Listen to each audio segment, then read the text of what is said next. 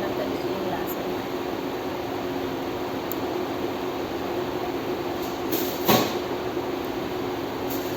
Kahit walang palaman, malasa na siya.